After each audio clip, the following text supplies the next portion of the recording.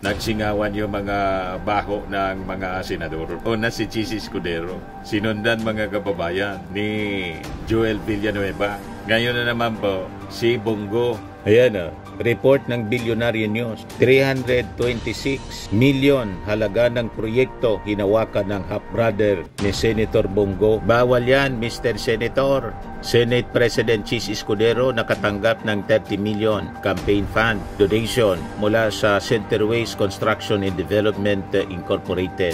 Si Villanueva nakatanggap ng 20 million campaign fund. Commentary ng isang abogado, si Attorney Joel Rodriguez Dizon, in relation doon sa mga sinasabi ni Chis Escudero na demolition job daw itong nangyayari sa kanya. Sabi po ni Attorney Dizon, exposing the truth is not a demolition. Nagpapagang mga balita at pagtalakay sa mga isyu ng lipunan. Bulsa! Opinyon, banat at paglalantad sa katotohanan. Bulsa! What you see is what you get. You decide. Ito po mga kababayan, si Dante Maravillas, Bicolano vlogger, broadcast journalist from Albay. Nagsingawan na mga kababayan, sunod-sunod. Nagsingawan yung mga baho ng mga senador. Una si Chis Escudero, sinundan mga kababayan ni Joel Villanueva. Ngayon na naman po si Bongo. Ayan report ng Billionaire News, 326 million halaga ng proyekto hinawakan ng half-brother ni Senator Bongo. Yan ang report ng Billionaire News mga kababayan. Alfredo Builders and Supply. Alfredo Builders and Supply. Ang total 326 million na flood control project ang hinawakan ng half-brother ni Senator Bongo. Lahat sa Davao del Sur, construction of concrete revetment along Talomo River, Baliti Section, Calinan District, Davao City. Construction of concrete revetment along Talomo River, Los Amigos Section, Davao City. Construction of concrete revetment along Davao River, Pangyan Section, Santao, Davao City. Construction of concrete revetment along Talomo River, Los Amigos Section. May isa pa ito. Tapos construction lahat sa Talomo, Baliti Section. Iba-iba yung amount, mga kababayan. 86 million plus, 48 million plus, 96 million plus, 47 million plus, 47 million plus. Diba, mga kababayan, effective yung isumbong mo sa Pangulo. More than 1,000 in 2 days. Ang nagsumbong sa ating Pangulong Bongbong Marcos nang i-launch niya nung Monday yung isumbong sa Pangulo website para direkta mga kababayan na makaabot sa ating Pangulo yung mga alleged anomalous flood control projects. Ano kayo ngayon mga DDS? Isa Davao po, yung panahon ni Digong, si Pulong nabigyan ng 51 billion, pinakang malaki sa isang distrito mga kababayan sa history ng Congress. O ngayon nagsingawa na mga kababayan. Tapos ituturo ninyo yung ating Pangulong Bongbong Marcos na walang ginawa para solusyonan ang problema sa baha. Sumabog tuloy sa inyong mga pagmumuka. Pakinggan natin mga kababayan yung report ng Billionaire News. Si Pinky Webb. Tuluyang pagkala ng resibo, mahigit 300 milyong piso umano ng flood control projects na kuha ng kaanak ni Senator Bongo. Ayun. Ganitong exclusive agenda report ni Hannah T. Yes, see?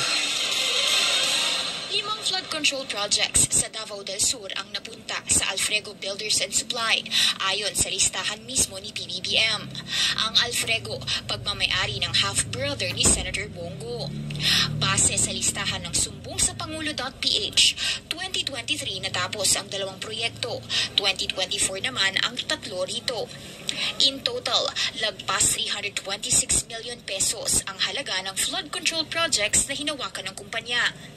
Base sa pag-aaral ng Billionaire News Channel, madalas bahain ang Calinan tuwing masama ang panahon. Doon constructed ang majority ng nasabing projects ng Alfredo sa Davao del Sur. Una nang na-flag ang nasabing kumpanya noong 2018, kabilang ang CLTG Builders na pagmamayari naman daw ng ama ni Go. Yan ay dahil sa pag-corner umano ng billions worth of contracts sa Davao Region, kasamang DPWH for over a decade. Katunayan, nitong nakaraang taon lang, naging basihan niya ni former Senator Sonny Trillanes para magsampa ng plunder and graft complaints laban kina Go at dating Pangulong Rodrigo Duterte. You see? Tinira ni Trillanes ang higit 6.6 billion worth of government contracts ng mga kumpanya pagmamayari ng mga go. Noong 2017, sa termino ni FPRRD, nakakuha umano ng higit kumulang 43.77 billion pesos sa infra funds ang Davao Region. That's double the amount of 2016's at karamihan sa projects kasama ang sa Alfrego at CLTG na delay o hindi naman daw natapos. Ayon pa kay Trillanes, dahil sa pag-award ng daang-daang public infra projects na ito sa mga kumpanyang nabanggit, tila nagpayaman ang next of kin ni Go. Sinusubukan pa ng Bilyonaryo News Channel kumuha ng pahayag mula sa kampo ni Go, pero wala pa itong sagot sa ngayon. Una na rin tinanggi ng senador noong 2018 na hindi raw lumalapit ang mga kamag-anak niya sa kanya para maglakad ng anumang proyekto o kontrata sa gobyerno. Para sa agenda, diba mga kababayan, sumambulat sa kanilang mga pagmumuka, nothing concealed which shall not be revealed, or hidden which shall not be made known, sabi po sa Bible. Hindi magkakamali po. Una na bulgar mga kababayan, si Chis Escudero, saka si Joel Villanueva. Bawal yan, Mr. Senator. Senate President Chis Escudero nakatanggap ng 30 million campaign fund donation mula sa Centerways Construction and Development Incorporated. Si Villanueva nakatanggap ng 20 million campaign fund mula sa New San Jose Builders Incorporated. Yan ang balita. Kinumpirma ni Senate President Francis Chis Escudero na nakatanggap umano siya ng 30 million pesos campaign donation mula kay Lawrence Lubiano, ang pangulo ng Sorsogon-based construction firm Centerways Construction and Development Incorporated noong tumatakbo siya para sa 2022 elections. Yes, nasa records yun. In fact, nakuha yan ng Rappler mismo sa article na sinulat nila noong 2022-2023 pa, sabi ni Escudero. Ngayon, lumabas naman sa ulat ng PCIJ or Philippine Center for Investigative Journalism noong Mayo 12, 2023, nakatanggap din si Senator Joel Villanueva ng 20 million pesos campaign donation mula sa New San Jose Builders Incorporated. In last year's national election, Senator Joel Villanueva reported receiving 20 million pesos in campaign donation from a corporation holding an active government contract based on government documents, sabi po na PCIJ sa report. Noong 2021, nabigyan ng 2.147 bilyong kontrata ang NSGBI para magpatayo ng 19-story office ng National Housing Authority or NHA sa Quezon City at sumunod na taon. Samantala, sinabi ni COMELEC Chairperson George Garcia na ipinagbabawal sa mga kontratista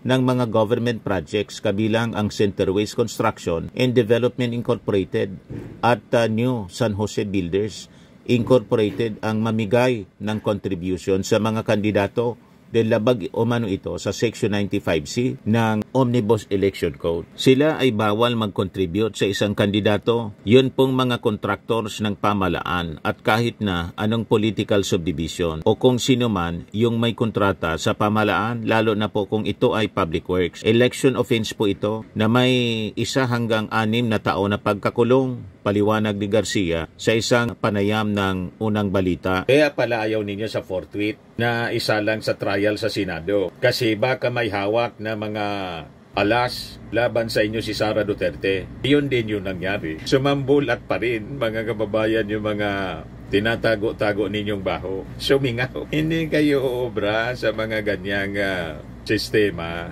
Pinipiko ninyo kasi yung ating Pangulong Bongbong Marcos. Kaya tahasang sinabi ng ating Pangulo, maya naman kayo, palakpakan yung mga hipokrito. Sabi ni Ping Lacson, that shameless hypocrisy niya. O ngayon, yung campaign donor ni Chis Escudero, si may-ari ng Centerways, si Lubiano, nagsalita na rin base dito sa report ng Bilyonaryo News. Pakinggan natin. Bigan, kababayan at campaign donor pa ni SP Chis Escudero.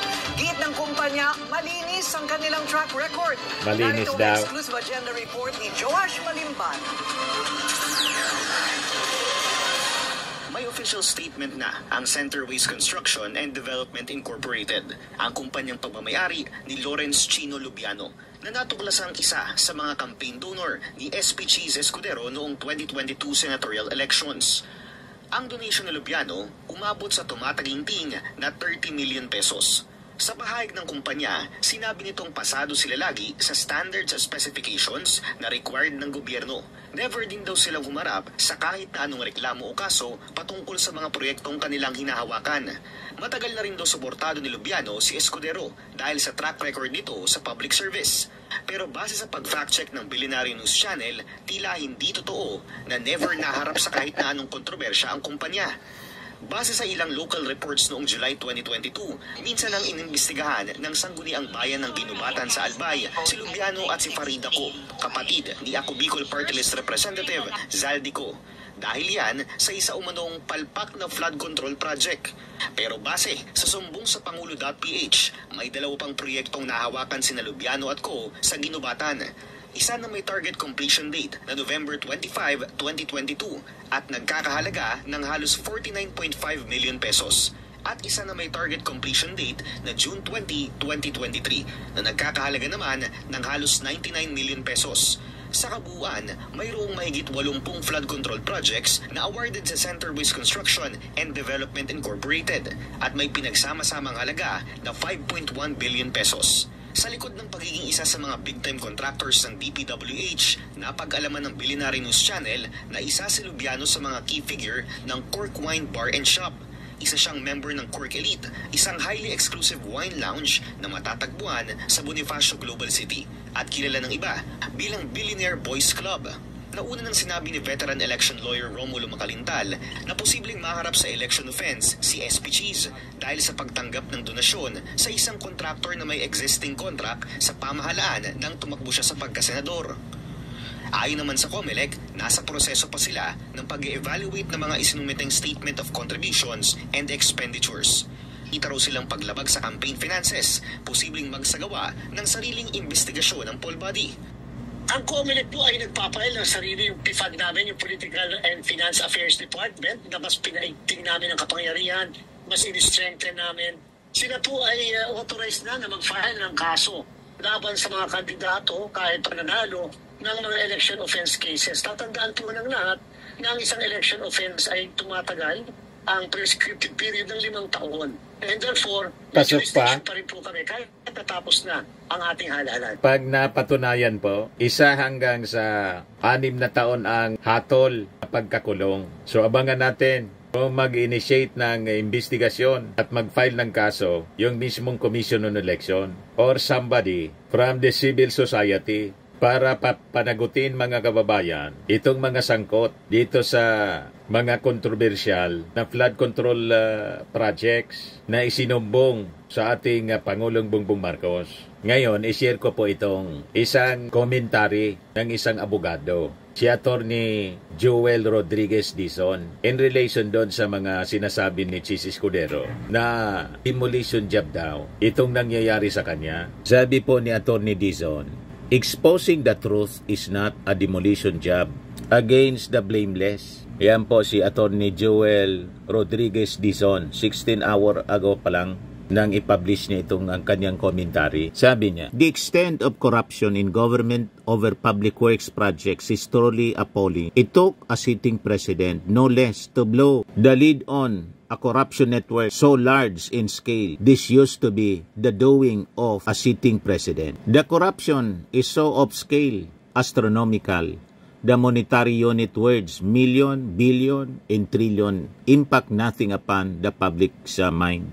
This explains the absence of outrage when guys like Chis Escudero say ridiculous things like, ano ba naman yung mga 2%? Grabe naman kayo kung tumuligsa. He is talking about how the 142 billion pesos he surreptitiously inserted is only 2% of the national budget, equivalent to 6.7 trillion pesos.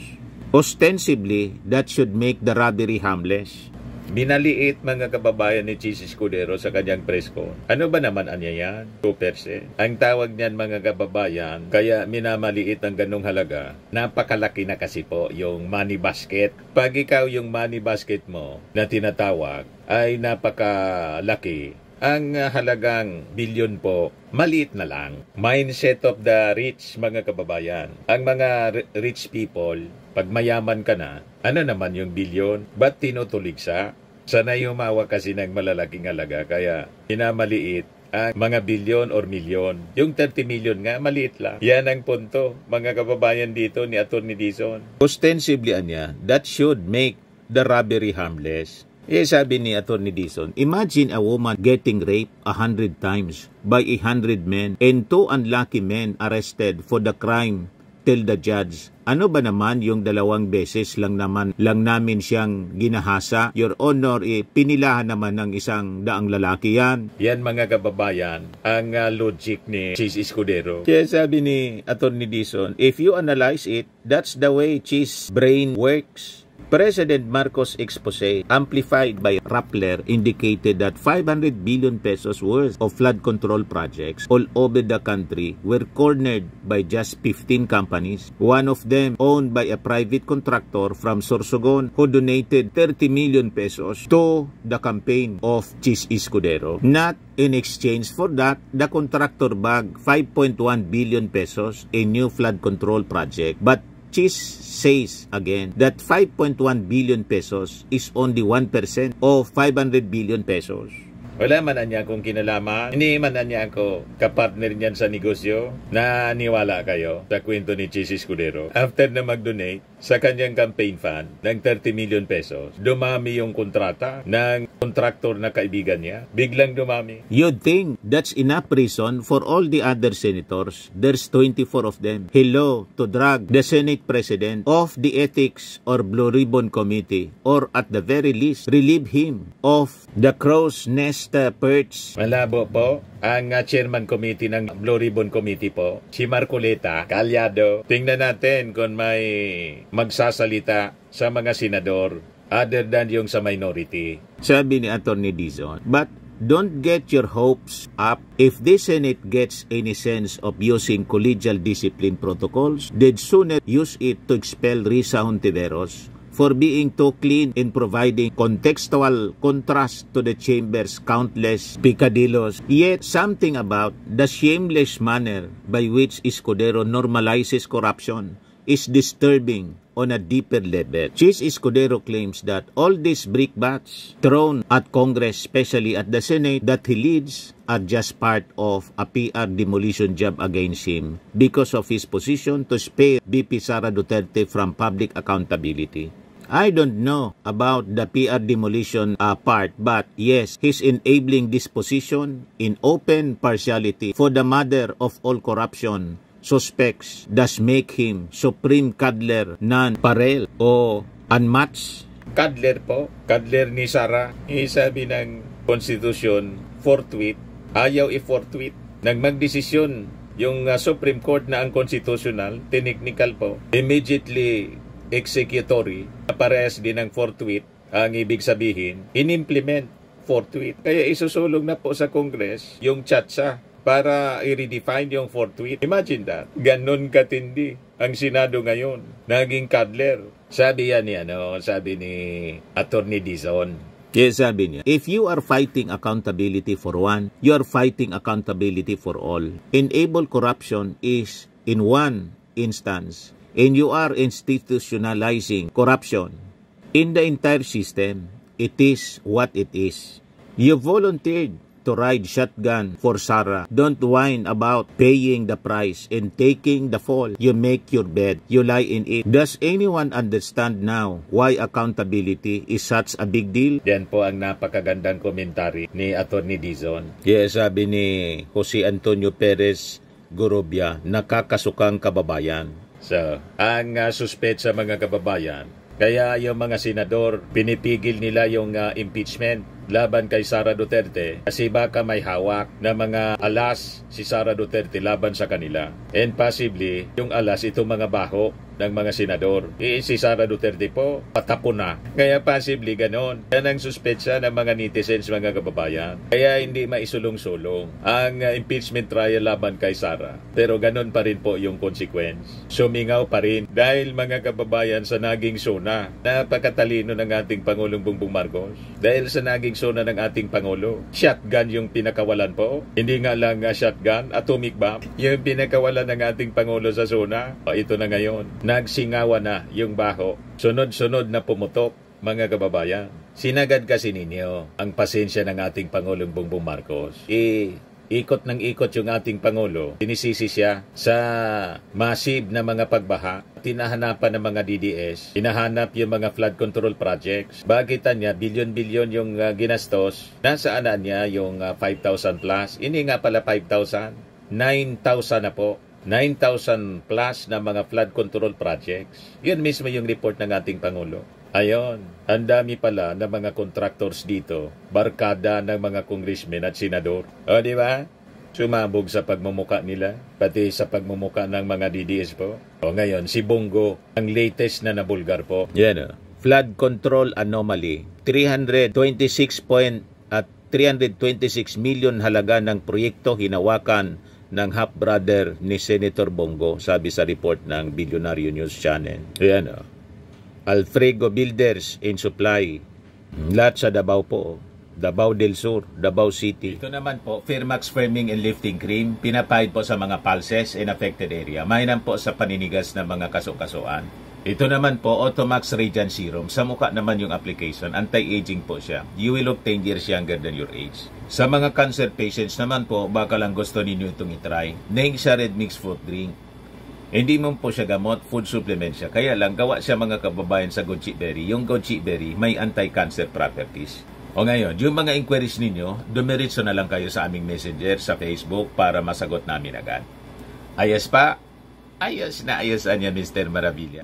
But anyway, ito po pala yung aming bagong product na binibenta online.